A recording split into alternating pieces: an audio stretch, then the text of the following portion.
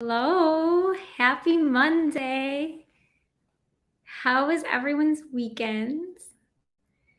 I hope you guys had a great weekend and are having a wonderful beginning to the week. So, I'm just going to get right into it. What happened is last week on Friday, I sent out to my email list and also posted in our private transformational healing group, guess what I'm working on for you next? And I am so excited about it, but no one guessed. I got a whole bunch of different answers, and two of the answers I will talk about a little bit, but no one actually guessed it, which is fine. That was the whole point, to get people excited and thinking about, so what is happening, what is coming next. So one of the guesses was a networking event. So I am working on putting together an event for August that will involve networking and mindset and business. So that is August. I'm going to begin putting that together next week because events take quite a lot of energy and thought and planning and preparation. So I'm going to start working on it next week for August. So she was kind of in the right track. She just didn't have the right month. And the other guesses that I got were the beach. So that actually was not what I had planned for June. But the little flyer that I had posted had a picture of a woman in a sun hat, and there were all sorts of beach vibes in it. And I did it intentionally as a metaphor. But then I started thinking about it, and I said, you know what? The beach would be really fun. And so I think I'm going to do just something kind of impromptu. I'm just going to look at my planner this week and figure out just a day. It probably will be a Saturday or a Sunday to just go to the beach. And I'm not going to do anything fancy. It will really just be about laying around, relaxing, and talking to people. We can have some games. We'll bring some games. But, I think people can bring their own food, or maybe I'll look for some place that's kind of near some nice restaurants. Maybe we can then treat ourselves to like a nice dinner. So something that would be just nice and relaxing and refreshing. I'm definitely loving the idea or the suggestion that two of the ladies in the Facebook group made. So I'm going to get back with you all about a date in June. And if you all want to meet up, if you're in the New York City area, then yes, let's go to the beach and just relax. Relaxing and rest is really amazing. It's really good for our bodies and our minds, right? We just need to relax. But here is what is coming in June. Drum roll. I'm trying to do a drum roll on my desk. So I am planning a 5-day anger challenge. You're probably thinking, Beth, an anger challenge, and you got us all excited with beach vibes on your flyer. What's the connection? Well, the connection is there's this phrase called life's a beach. Well, in June, it's going to be summer, right? Summer season will definitely be starting. So I did kind of want to do that summer vibe because it's the season. But also, what do we think of when we think of summer? We think of fun in the sun. We think of relaxing. We think of seeing friends and going out. And we think of going to the beach. And we think of traveling, right? Well, no one is going to go travel and have fun when they have extra luggage, right? Say you plan your dream beach vacation and you are going to Fiji. All right, you are getting away, right? You're just going to unplug, and you get to the airport and they say, you have a little extra baggage. We're going to charge you more for it. And you're like, what? Why do I have to pay an extra fee? Last year, you didn't charge me for 2 bags. This year, you're charging me for 2 bags. Whatever it is. I'm just making up some airline fees. But you have to pay this extra baggage fee to go to the beach. That's pretty much what we do in life when we are carrying around anger. we are paying extra fees in our life. We are not just footloose and fancy free on the beach, fun in the sands, kicking up in the waves, just chilling, relaxing, resting in a hammock under a palm tree, right? If we're really in an anger moment and we're holding on to anger, that's going to go with us and it's going to hold on to us and it is going to pull us down in our joy. So, really, ultimately, the beach metaphor was the beach photo vibe on the flyer was really about the metaphor is what I'm trying to say of being free, of literally enjoying our lives free emotionally by releasing some anger. We want to travel light in life, right? We don't want to be weighed down by our trauma, by our unforgiveness. And see, this is what I have been working on a lot with people. And it's as a result for me, a 3-year healing journey of learning how to forgive and release anger. And what happened is I was thinking and I was like, there's something else missing. I feel like there's something that I should be giving to people. What is it? And I felt like I was being it was being put onto my heart to address anger, because what had happened to me is I was angry about some things that had happened to me and some things that had gone through and some things that I was disappointed about. And I didn't just get angry for one day. I was angry and I held on to it. And as a result, I was not traveling in my business light. I was not traveling in my friendships light. I was just angry. I was not sleeping light. Let me tell you that anger and unforgiveness, they disrupted my sleep. I had horrific dreams, horrific things that were going on with me, all because I was holding on to anger, and that anger festered and turned into unforgiveness. Like it became a huge problem in my life. And so really ultimately I want to help people. I want to help people get freedom. And so before someone really gets stuck into a cycle of unforgiveness, how can I help someone, kind of be more on the offense, so to speak, in a sports term, than on the defense, right? So basically, this anger challenge, my goal is for it to increase all of our emotional and spiritual freedom so that we can get to where we're going on time, right? We do not want to be late for our appointments with whatever it is that we have in life, whether it's marriage, whether it's a prosperous business, whatever it is. We want to be on time for those things. And when we're carrying anger, we are delayed because it is holding us down. It is wearing us out and we are exhausted. And honestly, there are certain positions that we want to hold, and we're not ready for those titles. We're not ready for those positions because we don't have our anger in check. And if we don't have our anger in check, then we're not going to be able to handle it. We're going to abuse our power, our leadership positions, or whatever it is that we are looking to work towards and have. I want to talk a little bit more about this in the sense that when we think about it, God is a God of order, right? And so everything he does, he orders, right? He ordered the stars. He ordered the planets, right? He gave them a position. And the reason our planet Earth doesn't spin out of control, you could say it's gravity, you could say this, that, or the next thing. But really what is holding it in place is God's order, him giving boundaries. It says that he gives a boundary for the sea, for how far it can go onto the land, whatever. There's boundaries. What happens when those boundaries break? What happens when, say, there's a tsunami, right? I mean, there's total devastation, right?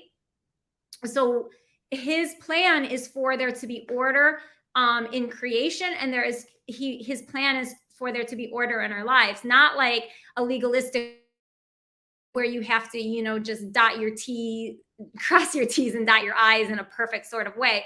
But there's certain order. And when we are in anger, when we are functioning in anger, we become out of order, right? Depending on how we react in our anger, we could become silent and shut down, and then we don't communicate. And so our lives become out of order in that particular relationship or situation, and become maybe a situationship because we haven't communicated, because we've shut down. So now things are out of order. Some people get very violent when they're angry, right? And their violence can create, like the physical environment can become chaotic. Things can not fall, but fly around. People smash things, break things, like physically destroying an environment, a living space. That is chaos. That is order. That is out of order. And so what we want to do is we want to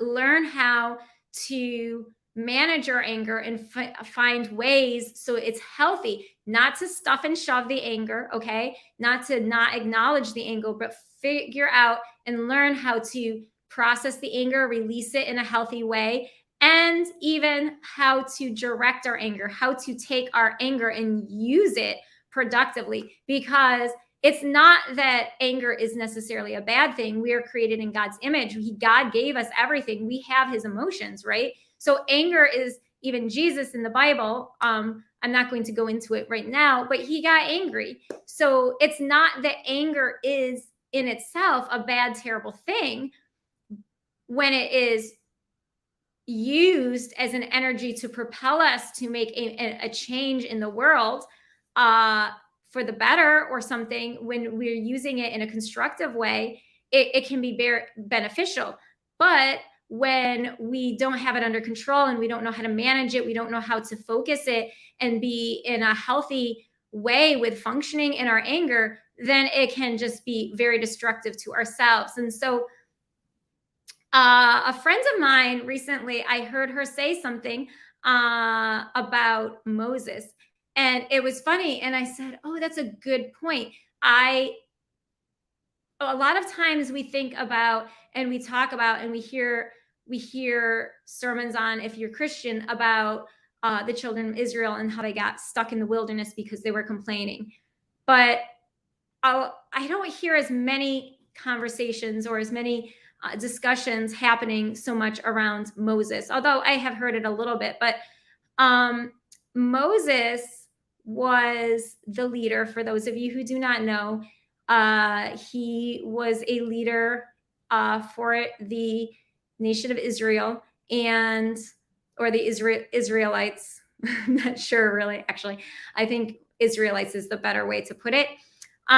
So they had been held as slaves in Egypt, and he helped them to leave Egypt. He was their leader. He was their guide. And so God said, "You're going to go this way." And it was not a very long trip. They would have been done through it in no time. It was through this wilderness, this desert. And it was supposed to be quick, but it ended up taking 40 years.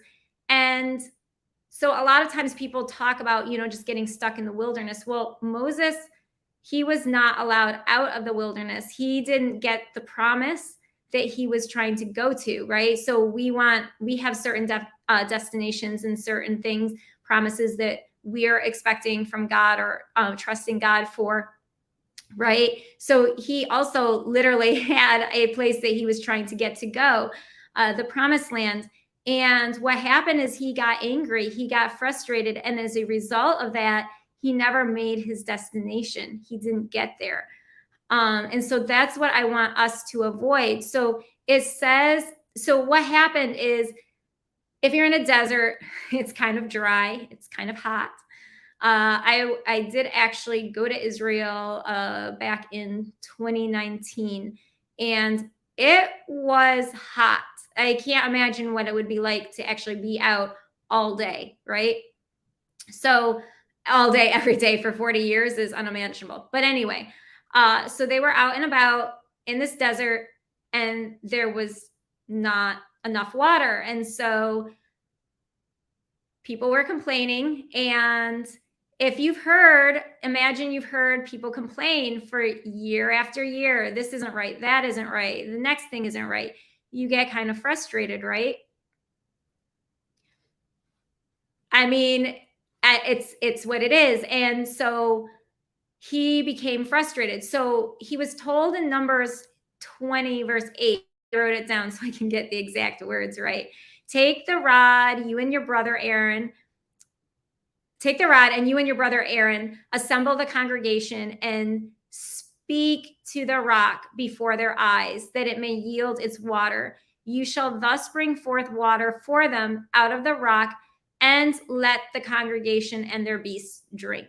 So there was this rock, and Moses was supposed to kind of show the people of Israel that when you speak, when I give you the authority, you speak to this rock, I'm going to provide for you. He was only supposed to speak, but he was kind of at his wit's end. And so anger and frustration entered his heart. And he said in Numbers 20, verses 9 through 11. So Moses took the rock from before the Lord, just as he commanded him. And Moses and Aaron gathered the assembly before the rock. So, right, they're following directions. They got this rod. They've gotten the people together. They've gotten themselves to this rock, right? Seems good to go, right? Well, he said to them, listen now, you rebels. Okay, now when you're calling someone a rebel, right? That's not a compliment. So you're kind of annoyed. I mean, when my mom told me that I was being rebellious, that was because she was at her wit's end with me. So this is actually just a lesson that when we're angry before we do something, if we're angry and we're supposed to do something, maybe step away, because he was acting in his feelings, right? He was already speaking. Like he was annoyed, which is a big oops. So when we're already talking, and whether it's in our heads to ourselves, and we're like, oh, I can't believe that this person is doing X, Y, or Z, and I'm like, what is this? This is ridiculous, right? You're kind of having that already irritable dialogue. And now you're going to go act and do something and get something done. Chances of you messing up and taking your anger and your frustration out in the wrong way is pretty high. So, that's the thing. That's where I'm trying to go with this anger challenge, is to help us to be able to have, when we're feeling angry, have like ways to deal with it, to step away and deal with it, so that in the moment, in the action that we're taking, we don't go above and beyond what we need to do and go in the wrong direction. So then Numbers 20, verse 11, shall we bring forth water for you and out of this rock? So he's still got an attitude. Then Moses lifted up his hand and struck the rock twice with his rod, and water came out and abundantly, and the congregation and their beasts drank. So here's the deal. God did keep his word. Even though Moses didn't do it the right way, he did provide the water. But the problem is that Moses is not really being a good example of God, right? It's kind of confusing. So Moses and the rock, this is kind of a symbol of Jesus. And so by striking the rock, it's kind of not giving God and Jesus a good reputation. So he's not representing God and how he wants to conduct business properly when he's hitting this rock, right? So he's out of order pretty much. It says, how do I know this? Because it says in 1 Corinthians 10, verses 1 through 4, for I do not want you to be unaware. So this is New Testament, after Jesus. So I do not want you to be unaware, brethren, that our fathers were all under the cloud, which is, the cloud is how God directed the Israelites through the desert. They followed the cloud in the day, and I believe there was fire at night. All persons through the sea. So there's a story where the Red Sea parted, and they walked through, and that was how they escaped Egypt. And all drank the same spiritual drink, for they were drinking from a spiritual rock which followed them, and the rock was Christ. So in the story, right, where Moses is striking the rock twice, it's like he's kind of beating up on Jesus, which is, there was another episode in Exodus 17 where actually God did tell him to hit the rock. And in that case, Jesus, when he came here and he spent time on earth, he taught people, a little bit about the kingdom of heaven. He mentored his disciples. He did some miracles. He was pretty much God's representation. So if you want to know, for example, how God thinks about women, then look to see how Jesus talked to women, what he did for women. But so he was God's representative. But he did, become crucified on the cross, and he died for our sins, for our mistakes, right? And he was beat. He was beat before he was crucified. And so that in Exodus 17, when God's like, strike the rock for the water, well, Jesus is the living water. He is our salvation. It's through him that we have access to God. It says, for no one shall come to the Father except through Christ, right? So he's the only one. He's the only way we can get to God if we truly want to get to the one true God, not like one of the little mini gods, like an idol, but like the real deal God. Jesus is the way to that. So he was beat up. And so that situation in Exodus, it was Moses kind of symbolically showing what, would happen to Christ, so that the Israelites, God doesn't just drop things on us and then just expect us to figure it out. He lets us know, I'm going to do this. Like, he gives us signs. There are signs, there are different things that he teaches us before something happens, right?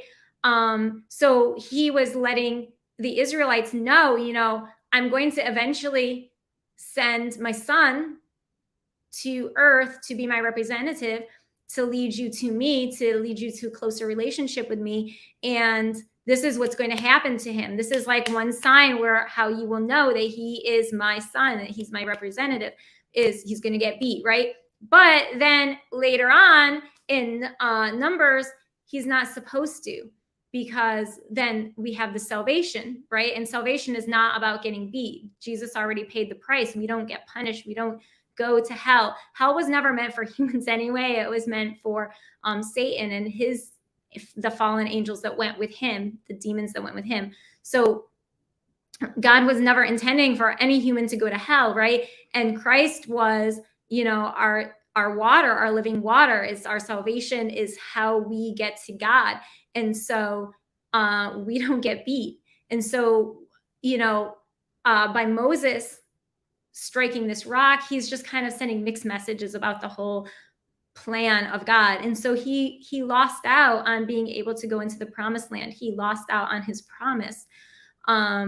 He was able to see the promised land. God, before he died, did lead him onto a mountain. I forget what name. And he did get to look over the area and see it, but he never actually was able to put his 2 feet on the actual promise.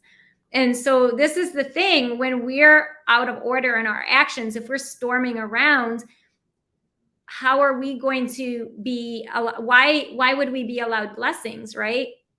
There's only so far we can go. So for example, if I or you do not have our anger under control, and we're always easily frustrated, and we snap at, just the blink of an eye, how are we going to be able to be in a marriage?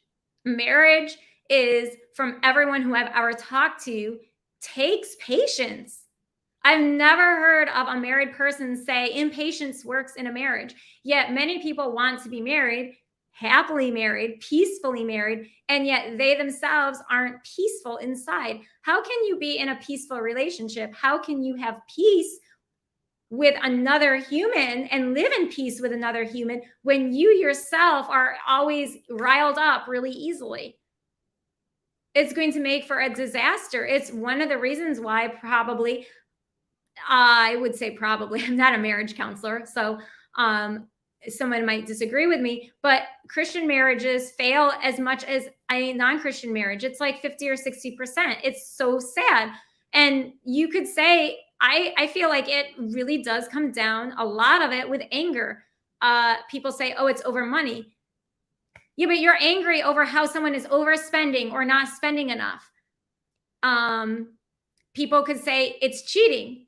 Well, there's something inside of the person who is cheating that is not been healed, that was angry, that as a little child, maybe their mother did not hug them enough. And I'm not being sarcastic with that. A lot of people's problems, men and women, have to do, there's a father wound for sure, but not a lot is talked about the mother, right? A lot of times children, for whatever reason, have not really felt loved by their mothers. And whether that's right or wrong, misunderstood or whatever, miscommunicated, the fact is that as a child, there were things that you felt like you weren't getting, and you became angry and you had this void.